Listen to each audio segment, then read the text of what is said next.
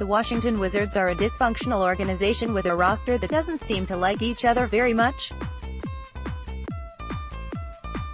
They've made some changes, including sending Kelly Oubre to the Phoenix Suns in exchange for Trevor Ariza. Meanwhile, John Wall is out for the season after undergoing surgery to repair a Haglund's deformity and an Achilles tendon injury in his left heel. That's somehow left the Wizards in better shape, with guys like Bradley Beal netting triple-doubles. But for Oubre, it's not been so great. On Tuesday, as the Suns got set to take on the Indiana Pacers, fans in the Hoosier State decided to troll Oubre while he was at the free throw line. Via Twitter, Oubre is a career 78% free throw shooter, so him missing 2 in a row is a bit of an anomaly. Even further, that Oubre let the crowd get to him is pretty wild. Hopefully he can move on from the Wizards' stink, although playing for the organization in Phoenix might not be the best way to do that. Lakers president Magic Johnson said he wouldn't fire Luke Walton during the season, unless something drastic happens, which it won't. Does a 4-7 stretch, most of those games without LeBron James, qualify as drastic? Nope. What about following that with a 2-2 stretching including an ugly loss to the Cavaliers? Apparently not. Ramona Shelburne of ESPN, Lakers management continues to project support for Walton publicly and privately, at least through this season, multiple sources told ESPN. Walton might not be coaching to keep his job the rest of the season, but he's almost certainly coaching to retain it for next season. Johnson inherited, rather than hired, Walton. The new boss apparently hasn't been impressed with his coach. As long as Johnson's support seems so tepid and the Lakers keep losing, it will be worth continuing to evaluate Walton's status. LeBron getting healthy will go a long way.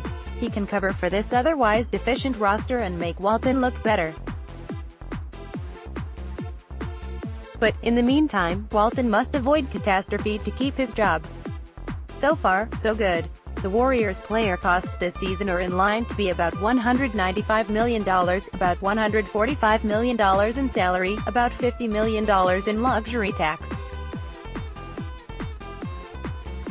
If they re-sign Kevin Durant and Klay Thompson to max salaries, keep everyone under contract, sign their own draft picks, and fill the rest of their roster with minimum salary free agents, the Warriors' spending on players next season would project to hit about $355 million, about $173 million in salary, about $182 million in luxury tax.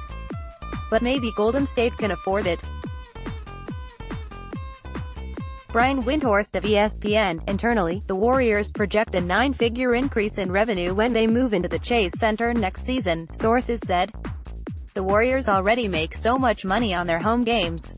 That's a whopping increase, one that could alone increase the league-wide salary cap a couple $1 million. But this figure doesn't say how much more money will reach Golden State ownership. Revenue differs from profit. The Warriors could have greater expenses, including revenue-sharing obligations, in their new arena. Still, it's hard to imagine this won't be a windfall for the Golden State, one that could go a long way not just in affording stars but also keeping complementary players like Andre Iguodala and Sean Livingston. The salary cap promotes competitive balance, but big spending teams still have an advantage. NBA All-Stars wore black and white uniforms last season, and it appears this year's All-Star game will feature a similar look. Jasmine Suri, I love All-Star jerseys integrating a player's NBA team, which comes more naturally now that All-Star teams are selected by captains rather than East versus West. But these are pretty bad. They look cheap and generic.